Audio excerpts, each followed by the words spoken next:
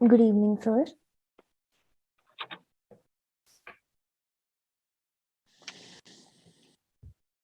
Hello. Hello, good evening, sir. Yeah, good evening. Am I audible? Yes, sir. Yeah, hi. Hello, sir. Could you please turn on your video? Yeah. So I'm sorry, I'm in a car. I was in a business call right now. So No, no, sir. It's absolutely fine.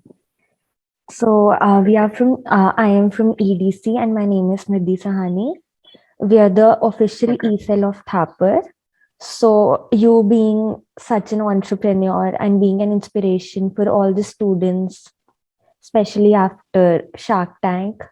So, this is just a short interview about that. Yeah, sure. Thank you. So, failure makes the journey even more successful. In the initial Yeah. stage of your journey, what were the difficulties that you faced? And being from an Indian background where people have this mentality कि हाँ भाई अभी engineering and then उसके बाद एक अच्छी job.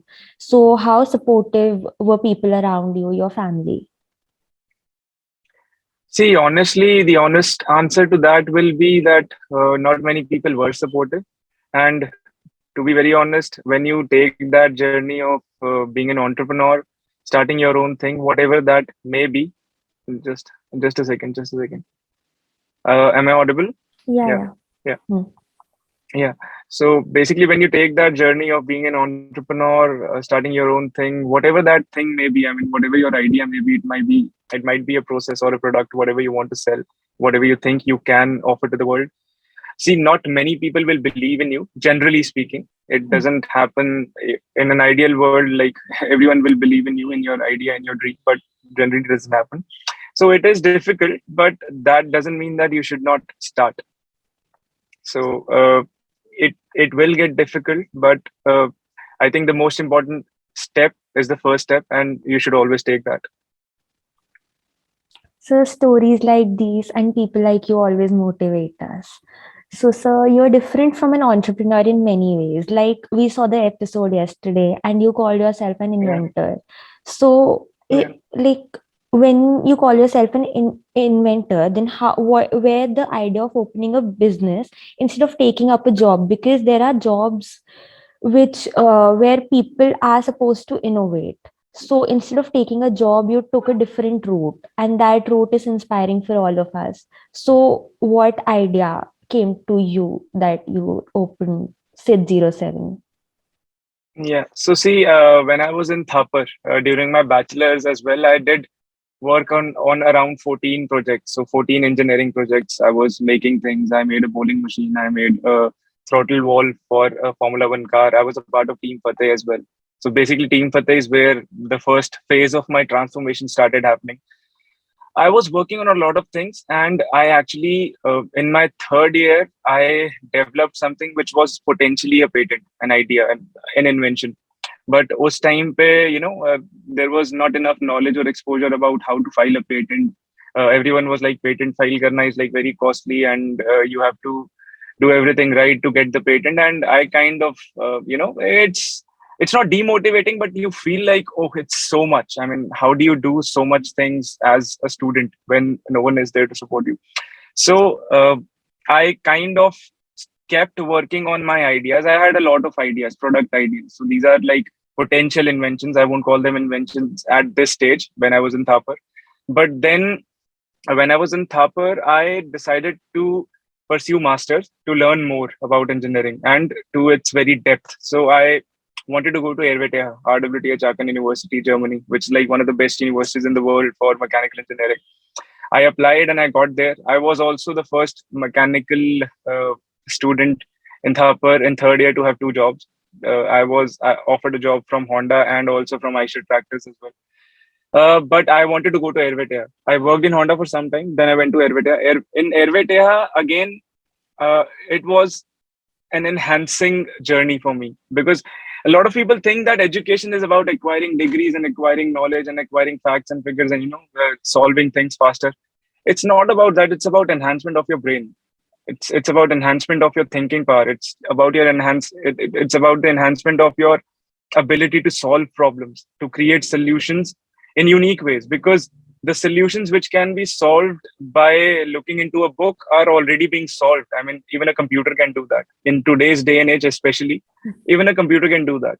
But to generate solutions which have never been done before, you have to develop your brain to think about that in that direction. And essentially, in engineering, what we learn is solving problems using mathematics, using physics, using mechanics. That's how we solve those problems. So when I was in Germany for 2.5 years, I again kept working on my ideas. So before finishing my masters, I had around 7 to 8 ideas, product ideas, concepts, you can call them concepts, which I really wanted to work on full time, not just, because even during my bachelor's Thapar maybe or in Ervitia as well, especially in Ervitia, I didn't get any time to, give full-fledged uh, kind of effort into the work that I was doing, because it was really, really hectic, really busy. The studies were really tough, really, really tough there. So I just wanted to give my ideas a full amount of time and see if I can commercialize them. So that is where I wanted to create a company that creates inventions, that makes inventions, solves problems, everyday problems. And these ideas were also all different from each other. Another thing that I had in my mind, which I had seen through experience, was when people do jobs and they are in a certain department of a certain company and they're working on a certain project for like 6 months, 1 year, a lot of the doors in their mind block are basically blocked after a certain time period. So they are only able to think in one direction. And after that, after 2 3 years, if you ask them to innovate or think or create a solution that is slightly different from their domain, for example, if someone is working in IC engines, if you ask them to develop a toothbrush, it'll be very difficult for them, an electric toothbrush. So I didn't want that to happen with my mind, because I had that ability. I was lucky enough to have that ability, and this was since childhood, to see a problem and solve it in the form of a product. I didn't want to lose that. I didn't want to lose that knack, and hence I wanted to just again, as I said, take the first step of doing my work uh, in a formal manner and starting my own company. There were some personal reasons as well. Basically, I went to Germany. When I went to Germany, my goal was to work for a company like BMW or Daimler for at least 2 to 3 years and gain some experience. But my father expired in 2017, and hence I had to come back straight after my masters in 2018. So I mean, वो एक चीज थी which probably was missing, and that can be seen on Shark Tank as well. I mean, that's why I could not really execute my ideas as well as I could have, because I didn't have the financial backing. I didn't have the exposure and experience of having worked for a company who does that day in and day out. Had that been the case, I would have been executing my ideas much better. But now it's all going to change. So basically, I think I've answered your question. So, sir, a few follow-up questions regarding your answer. Yeah. So, Yeah. what do you think is the role of your educational background in the work you are doing right now? So see, the kind of inventions that I make are based, or their foundation is mechanical. Their foundation is physics. And that's what my favorite subject was. I was passionate about physics, very, very passionate about physics. And after that, I was passionate about mechanical engineering. After that, I was passionate about automotive engineering. And after that, I wanted to use all that knowledge, experience, and passion to create mechanical inventions which can solve real world problems. So educational background is really, really important, because see, Thapar, maybe I was not a 10 pointer. I was not a 10 pointer. I only went to the classes. I only studied for the classes or subjects which were my favorite. I didn't really study for other subjects, and hence I was not a 10 pointer. So, but in the subjects I did that were really interesting to me, that I was passionate about, I was doing really, really well. So there I had A's, and I mean, everything was an A. So my concepts were really strong. If your concepts, your core concepts of whatever you're trying to learn are really strong, your foundation is really strong, you can really stand on that foundation and create something amazing. So it's very, very important to know that not to study for marks or grades or CGPA, but whatever you are studying right now, not just during the exams, but whatever you're studying, even in the classroom, to study it with full amount of shiddat, in such a way that you can actually use that knowledge not just in the exam for one day, but throughout your life. So I can say proudly that whatever I've learned, it's in my mind even right now. I don't need a book to revise everything and then again start working on something. I have that clear in my mind because I studied it like that. I wanted to stay in my mind till life, and I'm using that even till date. So, as you mentioned, ki when you are thinking of something, you try to think and then you develop products. So, even when Yeah, you were in college and when you were thinking, when you were pondering, so you got ideas and you tried to develop them even in college itself.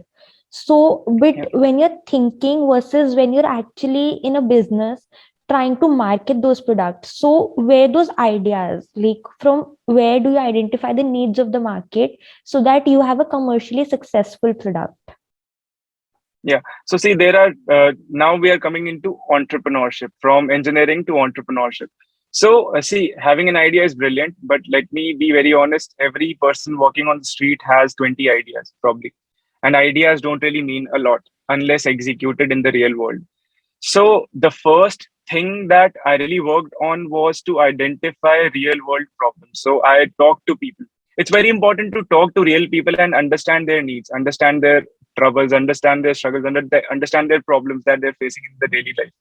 And then see, some problems will come to you by your own experience. For example, the drill duster, I had a problem in my eye during drilling, and hence I wanted to solve that problem. I just searched for a solution to that problem on the internet. There was no solution that was affordable enough, that was compact enough, that was small enough in the entire world. And hence I started working on that, and I developed something which was a potential invention. I filed a patent, I got the patent. I mean, now there is nothing like the drill duster in the world. Irrespective of what the sharks say on the Shark Tank, I don't know they understand invention or not, but Piyush does, and that's why he invested in me. So that's one way of coming up with something, identifying a real world problem. The second is to talk to a lot of people. See, a lot of successful inventors, I'm talking about inventors here specifically, when you go or study if you have case studies of successful companies like Bosch or BMW or Mercedes, you'll see their product development departments will have people. The successful companies will have people who have a well-rounded personality, who are not introverts, who are not extroverts as well, who don't just party all the time, who don't just study in a cubicle, but who have well-rounded personalities, who are into sports as well. Not, you don't have to be a professional sports person for that. Who are into sports as well, who watch movies as well, who know how to talk to people as well, who know how to be a dignified person as well, who understand emotions as well. So you have to have a well-rounded personality to really come up with a solution which is needed not just by one or two people or 10 people, but thousands and millions of people. So it's a very important thing to have a well-rounded personality. And that is really something that I worked on myself on when I was in Thapar. I was a part of a lot of things. I was the captain of the cricket team as well for Thapar University, and we won a lot of trophies as well. So yeah, well-rounded personality. And also, so your question was regarding, I just Regarding lost track of the the question. products you manufacture and the market needs, like from a Yeah. business point of view. Yeah, so this is something I learned in Germany. So in India में हम क्या करते हैं, Thapar, even in Team Fateh, designing, we think in India, designing starts when you start designing the CAD models and, using the tools for design. In Germany, I learned that the designing process, 90% of it is done even before you pick up the pencil to draw the sketch. 90% of the design part is done before that. I'll tell you how. You understand the problem to the depth. You create a requirements list of what exactly is required, an exhaustive list which covers everything from mechanisms to materials to forces to every single thing that can be thought of about that, even the end use case, even how the product will be disposed of, everything from A to Z. You identify every possible requirement for that problem that you're trying to solve. Once you've done that, then you try to conceptualize solutions, not just one solution, multiple solutions, and then you compare them, you weigh them, uh, you understand how you're going to bring this product and create value for a certain part or segment of the market that you're trying to cater. That is also very important. The market that you're catering, whether you're creating a Tesla or you're creating a Nano, they both have different markets. They are both engineering marvels. One was not marketed well enough, but they are engineering marvels in their own sense and have different markets. One is for billionaires, millionaires, and one can be bought by everyone on the street. So you need to know your market as well. So these are the things which you need to have in your mind. So as an entrepreneur, you need to learn these things. You can't be obsessed about your solutions. This is something I'm learning right now. You cannot be obsessed about the solutions. You need to be obsessed about the problem. Once you're obsessed about the problem, the solution, you won't be emotionally attached to the solution. Invention मैंने बनाया यार, नहीं मैं तो यही करूंगा, नहीं ऐसा नहीं. You can pivot along the way, and you need to pivot 100 times out of 100. You will pivot. Airbnb pivoted, Instagram pivoted, Facebook pivoted. I can take countless names here. You need to pivot, but the problem that you're trying to solve has to be crystal clear in your mind. And as I said, that is the most crucial part of designing anything, whether it's a software or a product or a physical product. So, as you have already mentioned, the like how industrial experience is important before actually coming into the business part. So, do you Yeah. think if you would have gotten a little bit of more industrial experience before uh before SID 07, so how Yeah. beneficial would that have been? It would have been very, very beneficial. I would suggest everyone, see, even if you have an idea, keep working on it during the time that you have after your job or whatever. But do take industrial experience for at least 1 or 2 years, because that will open your eyes and make you aware about the struggles and problems that a real business really comes across in day-to-day life. The problems that businesses face, you need to understand that it's not going to be easy, it's not going to be uh, a cakewalk. There are going to be problems. I know you're passionate. I mean, I'm expecting that the person is passionate about doing that thing and starting his own company or business about it. But you need to understand that it's not going to be easy. And if you are in that environment where a company is generating solutions for a market and it's been doing that for 50, 60 years, there's a lot to learn. There are a few things which cannot be learned from books. See, entrepreneurship is not a science. It's not like you give an input and you get an output, right? So you need to learn a lot, and the best way to learn is through experience. So you need to gain some experience. You'll get so much wisdom, so much exposure, and your brain will start to function in so much better ways that books cannot really teach you. Experience is needed. True. So, sir, Thapar has produced an excellent spectrum of entrepreneurs and industry specialists, as we all know. So, have you ever considered taking mentorship from some of them? Or, for example, you went to Shark Tank because there was an issue of funds for your company. So, did you ever consider taking financial funding from these entrepreneurs or these industry specialists? See, I went to Shark Tank not really for the money. 25 lakhs is not a lot of money, and even 47 lakhs for that matter is not a lot of money. I could have raised that much amount of money from my friends and family. I went there for the expertise. I wanted to be with a person who's been successful in creating his business, who's already gone through the struggles, gone through the muddles, gone through uh, making those mistakes which I am making right now, and learn from his experience. Because see, we all have limited time in our life, and the more quickly you learn, and the more number of people that you learn from, not just from your experiences, not just from you failing, but also from other people's failures, because failures are needed to reach that point where you get successful. I mean, there's nothing like overnight success. It might seem like that, but every overnight successful person has years, 20 years of struggle behind him, which brought him or her to that stage, right? So it's very, very important to make sure that you're focused enough. So yeah. So, but my question was that these the experience, the learnings that you wanted from Shark Tank, could have also taken help from some mentor which is apart from Shark Tank. So did you ever consider that, or do you have some other mentors? Yeah, I had mentors. So the thing with mentors is, see, mostly these mentors are external to the company. They are like advisors. They are doing their own work. I had mentors. I won't name them right now here, but they are like big people. One is an ex-Apple. He's an American. I met him in Nexus in Delhi. He had worked with Steve Jobs as well. He's a 66-year-old guy. He's also a mentor. Then I have another mentor who had worked for Coca-Cola India at a very, very high position. Then I have a mentor from Germany who was my boss in FEV. But, these guys somehow are reluctant to bluntly tell to your face that you're doing wrong, that you're going wrong, that you're going in the wrong direction, because they're not directly involved with the business and you're talking to them once in a month or probably once in 2 months. It's important. Mentors are okay, but you need to have someone who is mentoring you, who also has skin in the game, who knows that if you fail, he will also fail to some extent. So that person will tell to your face if you're doing something wrong, that you're doing wrong. And you need to stop right now before you go too far in the wrong direction and you have to come back and then take a new direction, right direction. You need to have someone in your circle who tells you that this is not going to work. You're going in the wrong direction. Stop right now. And you need to have enough respect for that person as well. That generally will only happen when that person has skin in the game.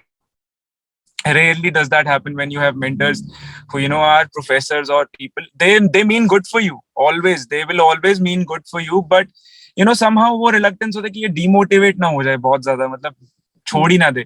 तो they are reluctant to really be brutally honest with you. You need someone who can be brutally honest with you. So, sir, coming to the elephant in the room, Shark Tank. So, you were one of the 198 ideas out of the 62,000 ideas that applied for Shark Tank India. So, how rigorous was the procedure? And I saw that it was a 6-month long procedure. So, how rigorous and how exhausting was it?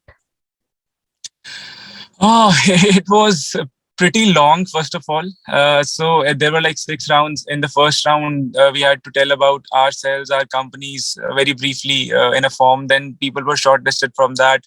Then we have to give we had to give detailed information about our personal lives as well, and because they are interested in the person as well, and also about the company and what the vision is, what the products are, what the margins are, everything, business related and non-business related, everything. Then there was another round where you had to make a 3-minute pitch video of yours from your home and send it to them. Then because the show is in India and it had to be in Hindi, so you had to create another video and you had to convert your pitch completely into Hindi. See, generally हम India में तो हैं, but when we talk about business, when we talk about education, we use English. English is an official language. कुछ लोग तो उसमें भी shortlist होके बाहर हो जाते हैं, who would have had very good ideas, but who were unable to communicate in Hindi, those ideas in Hindi. So that was another round. Then there was the audition round, which was in-person round in Delhi. That is where like it was a 45-minute to 50-minute kind of hello. Yeah. It was a 50-minute kind of an interview where basically they got to know everything about me, everything about my life, my personal life, my professional life, my history, my future as well, what my vision is, where I'm going, where I think I'm going, where I'll be in 5 years down the line, everything. So it was very, very rigorous and it was very, very long. It was exhausting as well. And to be honest, at the stage at which I was, at the juncture at which I am personally, Shark Tank was a make or break for me. So because I had already spent 3.5 years. So this is also another very important thing for entrepreneurs.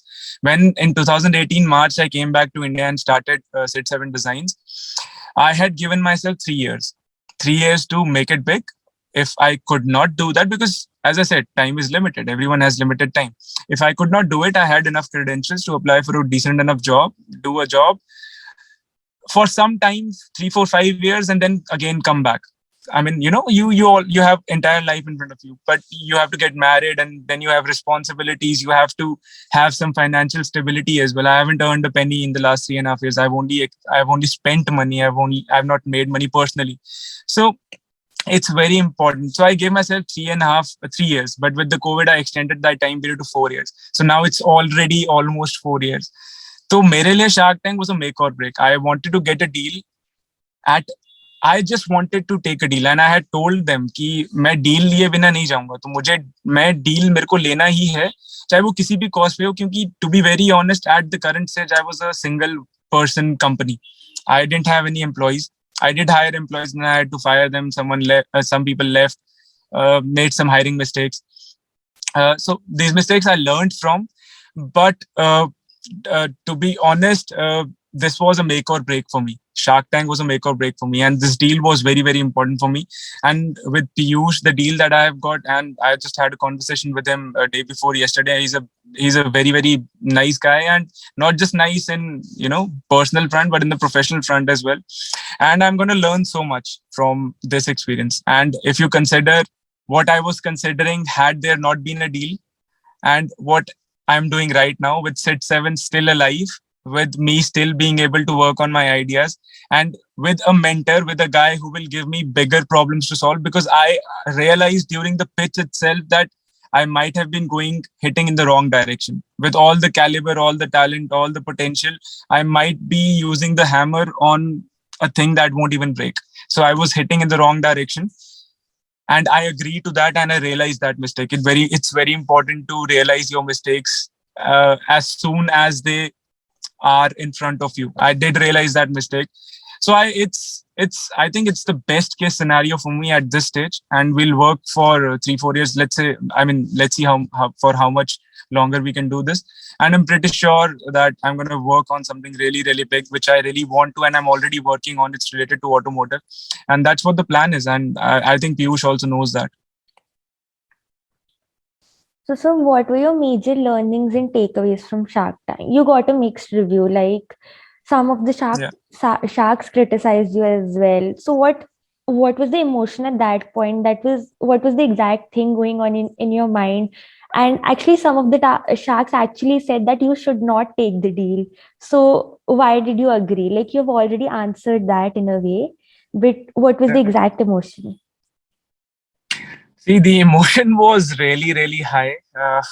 I was shattered. I mean, obviously, it's your child, it's your dream. You've been working on it for so long, and throughout the last 3.5-4 years, I'd never been in front of such people of this acumen at once. I mean, 5 of them at once, and then when some of these, or a majority of those people, are saying ki you're not doing anything worthwhile, I at a certain time period during that pitch was questioning my existence in this world as well. I mean, because I wake up every day striving to make a big positive impact on the world. That's what wakes me up in the morning. I don't have any other goal or aim in my life. I just want to make a big impact on the world, and that's what every single thing, every single step that I take in my life is towards that, and that's what I want to do. So when Piyush came in support of me and said that invention sabko samajh nahi aati, and that actually is a reality in India. I mean, that is something I realized in the last 3 years as well. See, there's a reason ki US files the maximum number of patent applications in a year than anyone else, any other country in the world, because inventions and inventors are really given their due value in that country. In India, that is not yet the case. I won't say that. I mean, I won't say that it's not the case at all, but it's not really that case. I mean, people don't really understand inventions. A lot of people understand only things which become successful up to a certain point. I want to innovate and create products. I was creating the wrong products, I agree, but now I have a mentor and I'll create products that will make a bigger impact in the world. So that's basically. So during the pitch, yeah, I was shattered. Honestly, it took me a week to bring myself back to my normal self after the pitch. It was hammering. I've said that after the pitch as well. It was like a trek. It was like a very heavy trek, as if I've climbed the Mount Everest and come back. It was heavy. It was very, very heavy. But I stood there and I didn't lose heart. And to be very honest, I can assure you this is just the beginning. So yeah. So, sir, we have like while I was scrolling through your LinkedIn and your Instagram to just prepare for this interview, so Yeah. I saw that you are into trekking also. So, sir, Yeah. how is that work-life balance? Because you said you'd already given yourself 3 years. So, Yeah. how was managing all of that? See, another important thing that we as young people need to understand is that you need to have time off. You need to have the ability to switch off. See, the human body, why do we sleep? Why don't we just work all the time and do things all the time? The body requires rest to rejuvenate and again come back to the same energy levels. That goes with your mind as well. You need to switch off and switch off completely, not think about work at all. And those treks which I take are the moments in my life where I completely switch off. I'm not working at all. I'm in nature. I'm enjoying the nature. I'm connecting with the nature. I'm basically just appreciating everything that I have in my life. I am not thinking about what I don't have in my life. I don't think about that at all.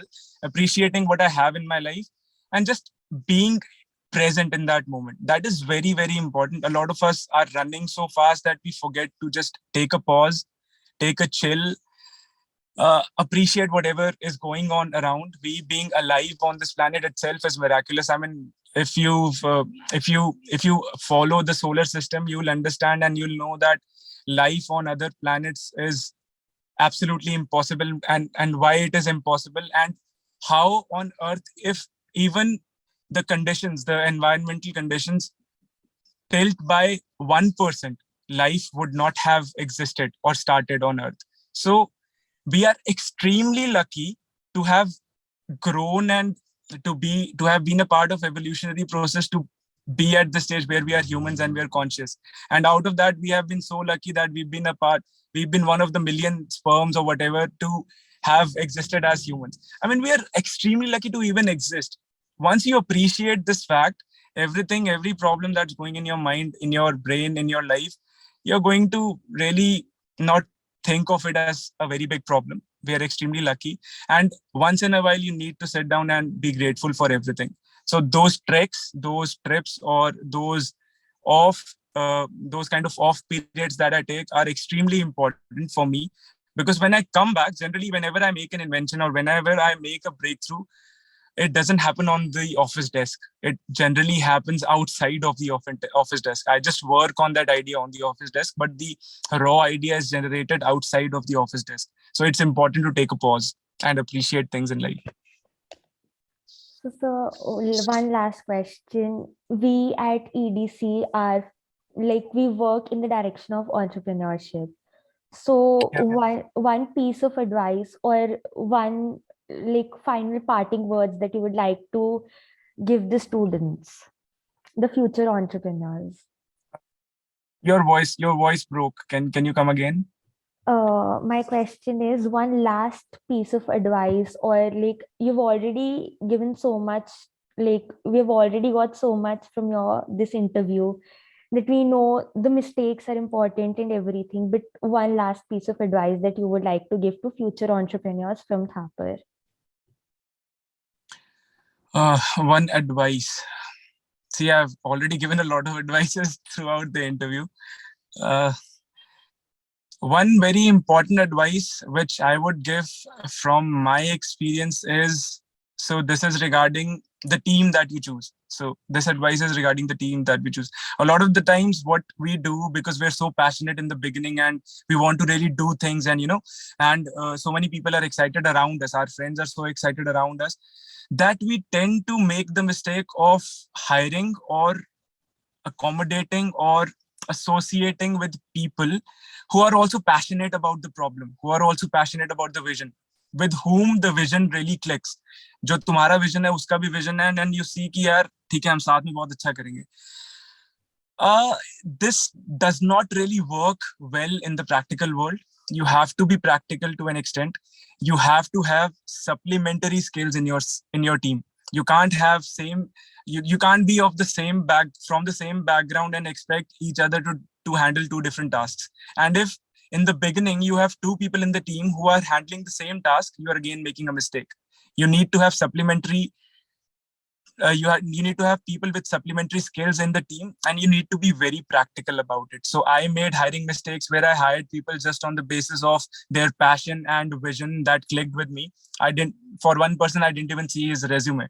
So selling something that already exists in the market is a different challenge compared to selling something that hasn't even existed in the world. Selling an invention is a different story, and selling something else is, I mean, even if someone is a sales guy, you need to make sure that you read the resume, you understand whether that person has acumen.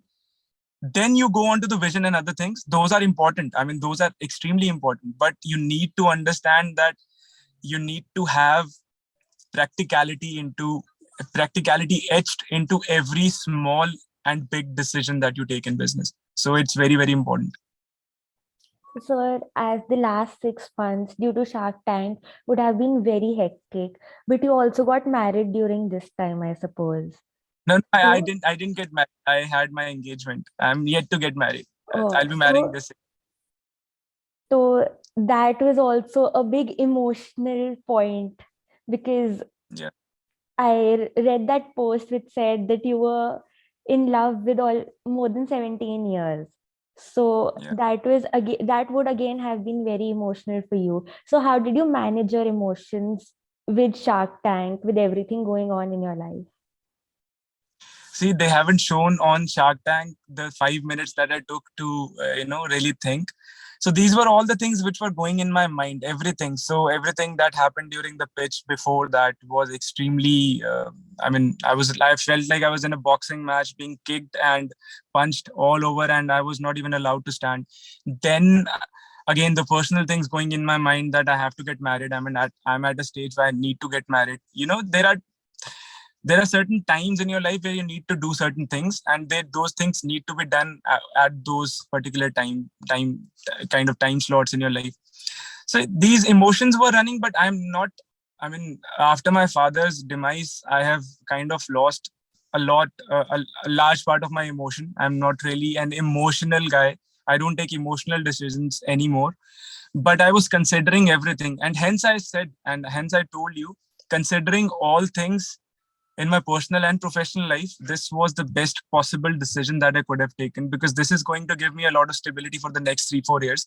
I'm going to have a salary which I didn't even pay myself for the last 3.5 years. Last 3.5 years, I've been only spending money. I haven't been earning anything personally. So I'll have a salary. Other than that, I'll have 25% stake in my own company, my own inventions. Lenskart will be the biggest customer. You'll see a SID07 branded product in the Lenskart store very soon. Things are going in the right direction. Beginnings don't necessarily always need to be huge, big. This is a beginning where before this, I was working in darkness. No one knew about me or SID7 Designs. I mean, by no one, I mean not a lot of people. But now we've come into the light.